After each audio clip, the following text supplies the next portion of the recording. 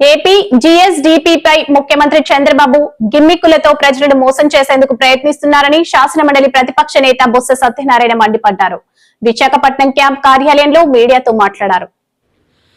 AP జీఎస్డీపీపై ముఖ్యమంత్రి చంద్రబాబు గిమ్మిక్కులతో ప్రజలను మోసం చేసేందుకు ప్రయత్నిస్తున్నారని శాసనమండలి ప్రతిపక్ష నేత బొత్స సత్యనారాయణ మండిపడ్డారు. విశాఖపట్నం క్యాంపు కార్యాలయంలో మీడియాతో మాట్లాడుతూ దేశంలోనే ఆంధ్రప్రదేశ్ జీఎస్డీపీలో 2వ స్థానంలో ఉందని సీఎంగా చంద్రబాబు గొప్పగా ప్రకటించుకోవడం ఆశ్చర్యం కలిగిస్తోందని అన్నారు. షేర్ చేసుకుని మీ ద్వారా రాష్ట్ర ప్రజానీకానికి వాస్తవాలు చెప్తామనే ఉద్దేశంతో ఈ సమావేశం ఏర్పాటు చేశాం. నేను రోజున గౌరవ ముఖ్యమంత్రి గారు, మన రాష్ట్ర ముఖ్యమంత్రి గారు అక్షరవేదికగా ఈ రాష్ట్రం తాలూకా వృద్ధి రేటు జిఎస్డిపి 8.21% ఉంది అని చెప్పని అది ఒక ఆర్గనైజేషన్ కోట్ చేశారు. వారు చెప్పారు అని ఢిల్లీలో ఉన్న union ministry of statistics and programme implementation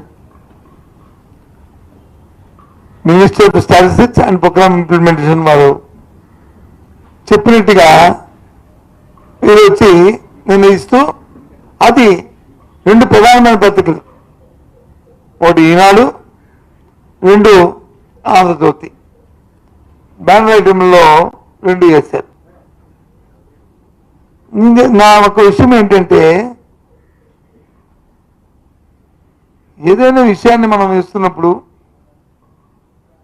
అది వాస్తవం ఎంత ఉంది అనే దాన్ని కూడా చిన్న విశ్లేషణ ఆఖరిలో కొంత పెడితే ప్రజలకి కన్ఫ్యూజ్ ఉండదు.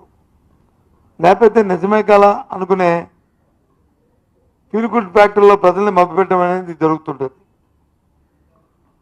8.21% వస్తే సంతోషమే, మేమేమీ దానికి వ్యతిరేకం కాదు. కానీ వాస్తవికత ఏది? అది భారతదేశంలో 2వ స్థానంలో ఉన్నదని, మొదటి స్థానం వచ్చి తమిళనాడు ఉన్నదని. ఈ ఏదైతే ప్రోగ్రామ్ ఇంప్లిమెంటేషన్ ఏదైతే ఉందో, స్టాటిస్టిక్ ప్రోగ్రామ్ ఇంప్లిమెంటేషన్ ఏదైతే ఉందో, దానికి ప్రతి రాష్ట్రం కూడా వాళ్ళ తాలూకా ఎస్టిమేట్స్, వాళ్ళ ప్రొజెక్షన్, ఇక మా రాష్ట్రంలో ఈ రకంగా ఉండబోతుంది అని వీళ్ళు ఇస్తారు. ఆ ఇచ్చిన దాంట్లో తమిళనాడు వచ్చి